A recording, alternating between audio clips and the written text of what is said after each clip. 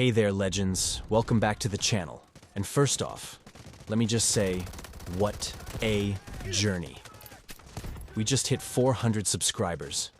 And honestly, it feels unreal. Just a few days ago, we were talking about touching 300. And now here we are, climbing even faster than a flashbang hits your screen in operation mode. I genuinely appreciate every single one of you. The likes, the comments, the insane support, the debates, the feedback, all of it.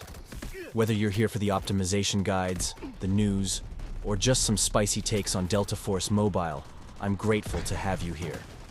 And now that this community is growing stronger with every video, it's time we tackle one of the most talked about topics. Something even I've been thinking about for a while now. Alright, let's talk business. Today's topic: why Delta Force Mobile doesn't feel as optimized now compared to the beta and Chinese versions. Now I know what you're thinking, but bro, didn't we just get an update on May 16th? Yes, we absolutely did, the mid-season update. And to be fair, it brought along some welcome changes. Nothing massive like a full-scale overhaul, but definitely something worth noticing. Even while I was recording this very video, yes, with my screen recorder on, my phone stayed cool, like it was chilling in an air-conditioned server room. No overheating drama, no sudden performance crashes, and most importantly, it didn't nosedive into the terrifying 40 FPS range. So yeah, props where props are due. Now let's be honest, the update didn't promise to turn your low-end phone into a gaming beast overnight. But what it did do is help stabilize things. Before this patch, recording gameplay felt like a risky move. 1 minute I'm running smooth. The next minute my phone's acting like it just ran a marathon in the desert. But post-update, I'm seeing better stability, cooler temperatures, and smoother matches. But still, something feels off. I remember the Chinese version and then the Garena Beta like it was yesterday. That transition, man, it was like going from a potato-powered laptop to a full-blown RTX rig. Switching to the beta from the Chinese version felt like teleporting from 2008 straight into 2025. I suddenly had more FPS options to play with. 60 FPS was not just unlocked, it was stable. And sure, there were some dips here and there, like when you're the last guy alive and your hands start sweating, but give it a match or two, and everything settled down. It was smoother than a freshly waxed floor. Now let's talk about the global version we're all playing today. And hey, let me just say this before anyone grabs their pitchforks or loads up the comments section with angry emojis. Delta Force Mobile is still miles ahead of most mobile games when it comes to performance. The level of detail, the lighting, the immersion, the fluidity of animations. Bro, there are moments I literally pause mid-game and ask myself, wait, is this really a mobile game? Or did I accidentally boot up a PS5 emulator? It's insane how much graphical power this thing pushes, especially on lower-end devices. But even with all that eye candy, the current optimization just doesn't feel like it's reached its peak yet.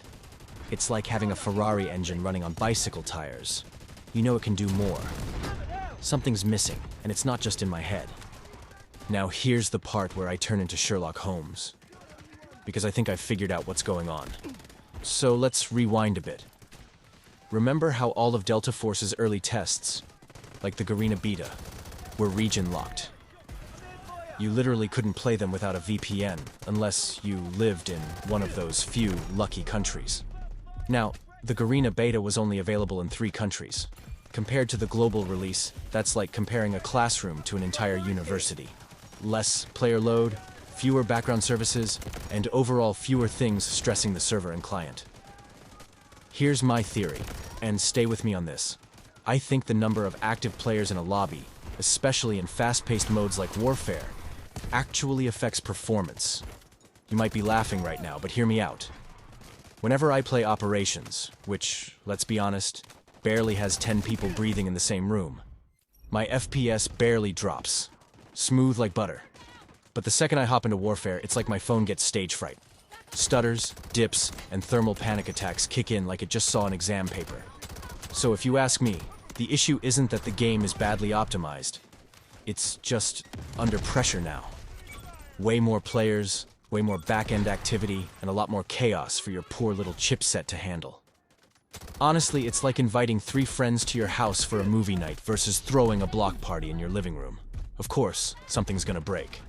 So, to wrap things up, is Delta Force Mobile badly optimized right now?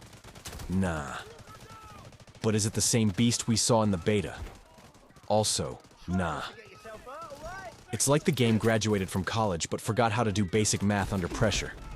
There's a lot going on behind the scenes. Way more players, larger lobbies, global servers, and it shows. But here's the good part. The devs are clearly working on it. We saw it in the May 16th patch. The game runs cooler, smoother, and just feels more stable now, especially on low-end phones. It's not the final form, but it's a step in the right direction. And with every update, I'm hopeful it'll get closer to what we saw in those earlier builds. I just hope they don't forget to fix things like FPS caps and matchmaking delays while they're at it. Now it's your turn. Has your game performance improved since the last patch? Are you still struggling with stutters or heating issues? Drop a comment and let me know your experience. Also, huge thanks again for 400 subs. This little army of ours keeps growing faster than my frame drops in warfare mode, and I love it. Alright, I'll stop roasting my phone before it overheats out of spite. Catch you in the next one. And until then, keep fragging, keep grinding, and don't let your FPS fall below your GPA.